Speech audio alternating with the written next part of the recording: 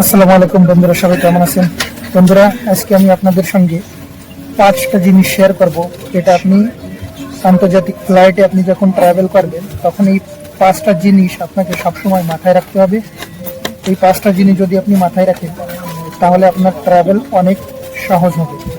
সর্বপ্রথম, যখন আপনি বাড়ি থেকে বা বাসা থেকে বের হবেন, আপনার লাগেজ ওয়েট কত আছে সেটা আপনি চেক করে নেবেন।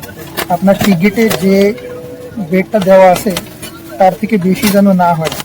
যদি বেশি হয় তাহলে আপনার এয়ারপোর্টে অনেক বড় একটা চার্জেস দিতে হতে পারে।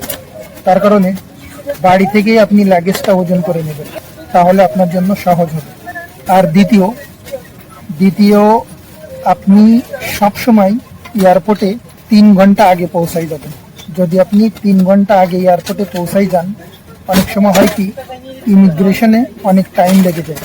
তাই আপনি যদি 3 ঘন্টা আগে এয়ারপোর্টে পৌঁছাই যান তাহলে আপনার ইমিগ্রেশনে কোনো অসুবিধা হবে না, আপনি খুব সহজেই বেরিয়ে যেতে পারবেন, আর আপনার কাছে টাইমও থাকবে।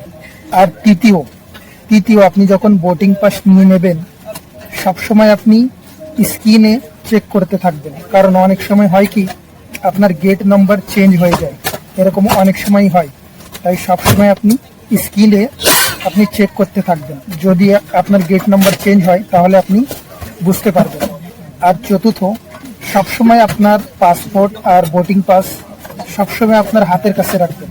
সবসময় যদি ব্যাগে রাখেন তাহলে এমন জায়গায় রাখবেন যাতে আপনি সাথে সাথে বের করে দিতে পারেন, কারণ যদি অনেক ভিতরে আপনি রাখেন তাহলে পাসপোর্ট আর বোর্ডিং পাস এয়ারপোর্টে অনেক জায়গায় চেক হয়, অনেক জায়গায় দিতে হয়। তাই আপনি সবসময় হাতের কাছে রাখবেন। যদি একদম ভিতরে রাখেন তাহলে আপনার বের করতে সমস্যা হতে পারে। তাই যদি হাতের কাছে রাখেন তাহলে আপনার জন্য সুবিধা হবে।